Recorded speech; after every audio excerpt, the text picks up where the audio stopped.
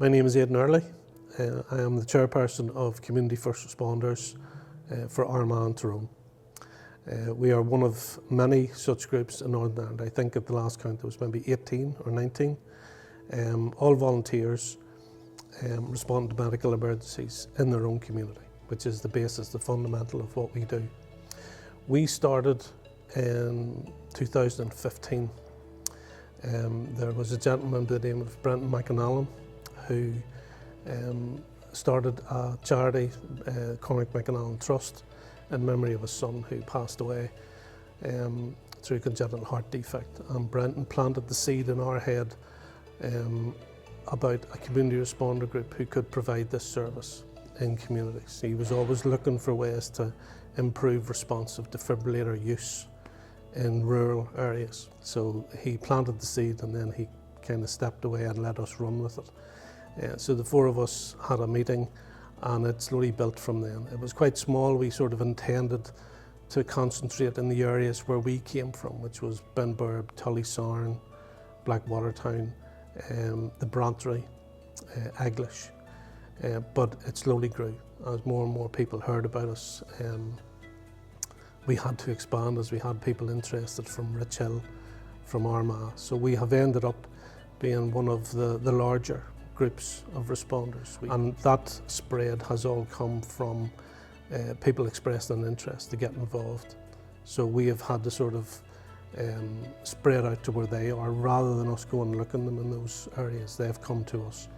The whole point of it was that we would train individuals to attend medical emergencies. And what we meant by that was someone who was experiencing chest pains, for example, someone who had collapsed, and maybe seizures and choking incidents. Those were the kind of things that we were aiming at.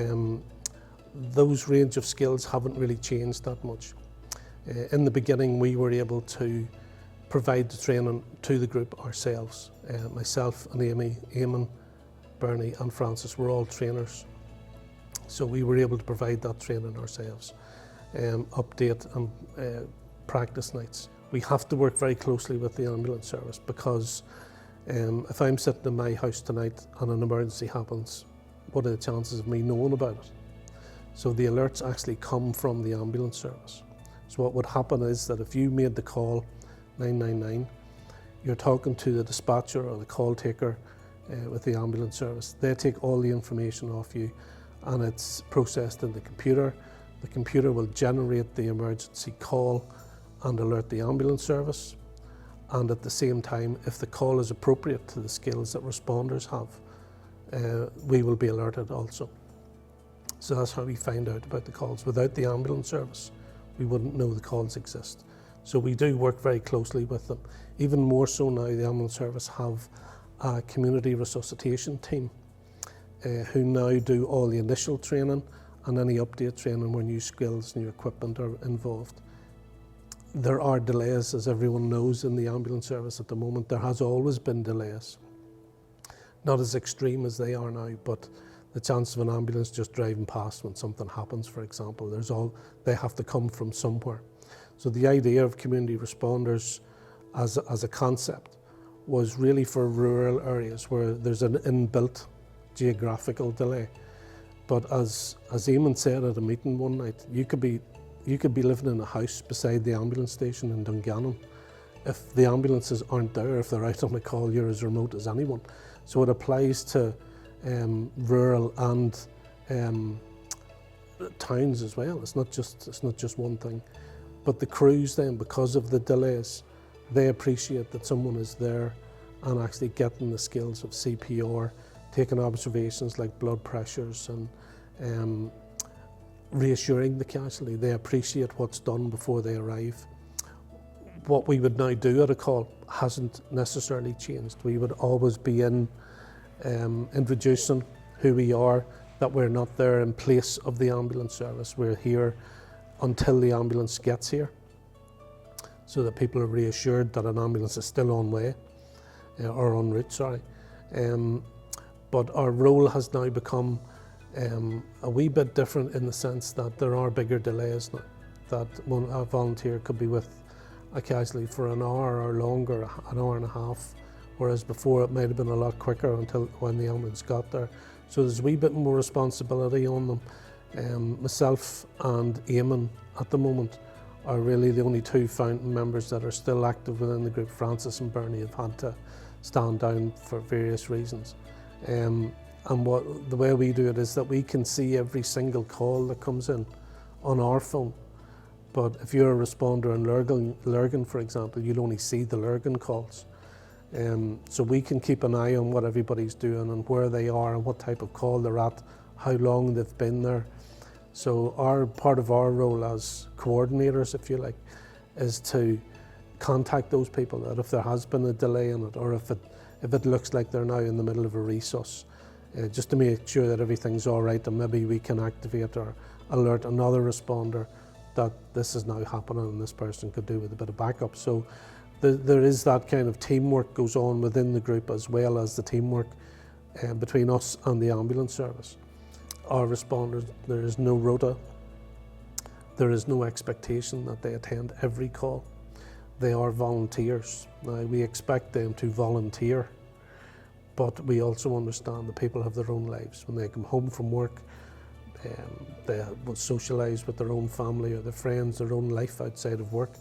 But if they're available and a call comes in, we tend to expect a response to an emergency like this here, especially because we can also see on the calls the category that the ambulance service have put on them. So category 1 would be life-threatening. So we like to see them at least responding to category 1 calls, which may not have the same delays that, for example, a category 2 might.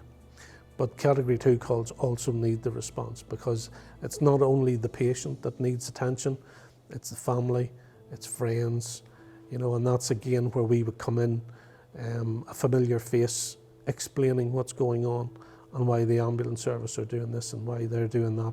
So there is a fantastic value to what community responders do. They're people who would get involved in community in any way that they could. This is just one little facet of it. People will get involved with youth training at sports clubs or scouts or boys brigade or taking care of a community hall. There's that love of community, that caring for the community that they live in, and this is just another expression of it. So yeah, it's become a major part of people's lives. Mine is, and Eamon would tell you the same, it's non-stop. It's just 24 hours a day with this here, which is great. I don't mind it. But we have also had people who have actually, we have had people who have gone on and done their nursing training. We have had one nurse who had retired, joined the group, and now has gone back to nursing. We have at least 4, possibly 6 people who have joined the ambulance service as a result of this. So people are finding a new skill, a new outlet, a new path through this as well, which is fantastic. People ask me sometimes, how do you